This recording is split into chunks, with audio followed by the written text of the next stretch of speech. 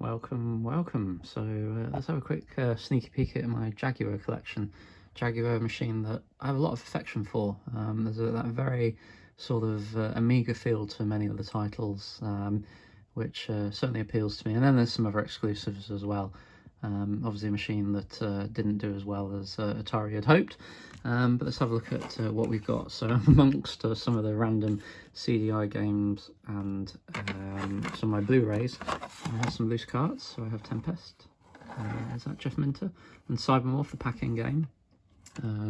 Unfortunately my Jag isn't boxed. I did have a boxed Jaguar, but I lent it to somebody and I've yet to get it back, so I've had to start my collection again. Anyway, Wolfenstein 3D, it's got a nice sort of colour palette sort of change to the PC version. I think it's quite a decent port. I do like playing a bit of Wolf. Theme Park, you can see there, originally sold for $49.99 by Virgin, published by Ocean, which is unusual because that was actually an EA title on the Amiga. Cannon Fodder, I've just done a Let's Play of that. I think that's great. I really do like Cannon Fodder. Slight colour boost on the Jag.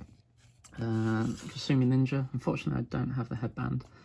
I think Angus, the Scotsman, is he there on the box? The kilt-wearing Scotsman is a great character.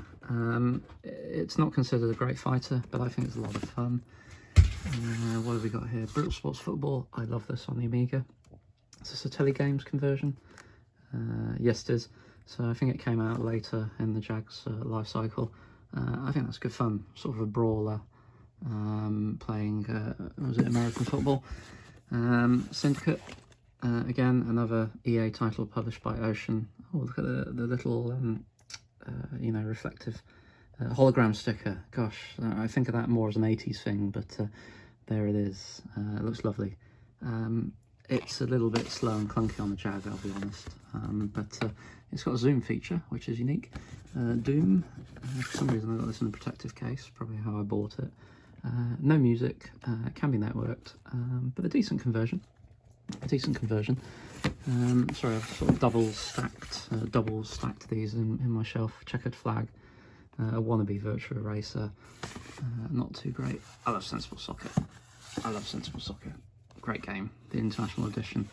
I did a Let's Play on that earlier. Here's Treasure Island Dizzy. So this is an Atari Age, I think, kind of, you know, print.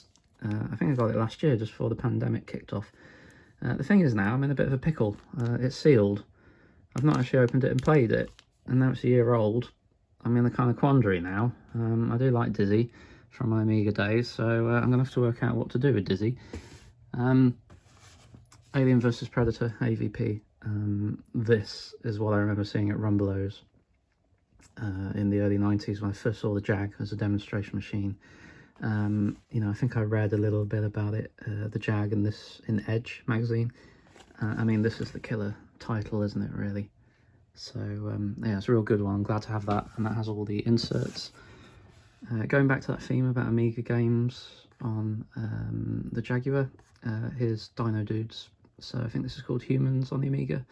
You know, this box is in pretty good shape, considering its age. So yeah, that's a good title. Iron Soldier, is it one of those mech games? I'm not hugely into mech games. I've not played it much, but I do have it. And then Dragon, the Bruce Lee story. I've only watched this film for the first time a few weeks ago. I thought the film was great, with Jason Scott Lee, not to be confused with Jason Lee, Nottingham Forest super striker, with a pineapple on his head, if you remember Fantasy League football.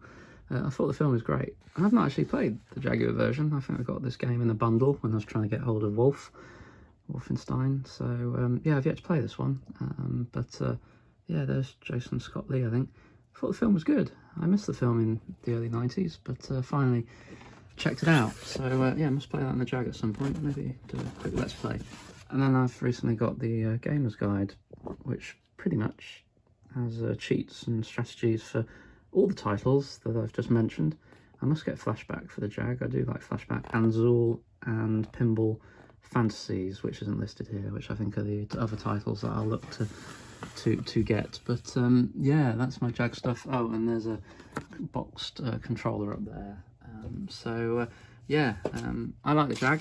It's got quite a small library. I think some 40 something titles, but I'm quite happy with the collection I've got, which I've amassed over 20 years. I think I've got what I need, so it's all gravy. One killer thing I forgot to mention is the skunk board. So this is like a programmable cart. I think it can take up to like 2 titles. You program it via is that micro USB. You know, you have to have it hooked up to a computer. I've just about got it working on Windows 10. There is the rather fabulous, is it Jag Game Drive? You know, the SD solution, which I would love. But I know there's a waiting list, and you know, I haven't got around to it. But the skunk board at least allows me to play some of the titles, or maybe some of the, you know, the prototypes.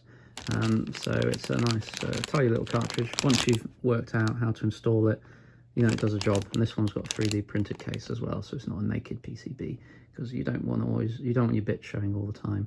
So that's the last jewel in the crown of my Jag collection. Thanks for watching.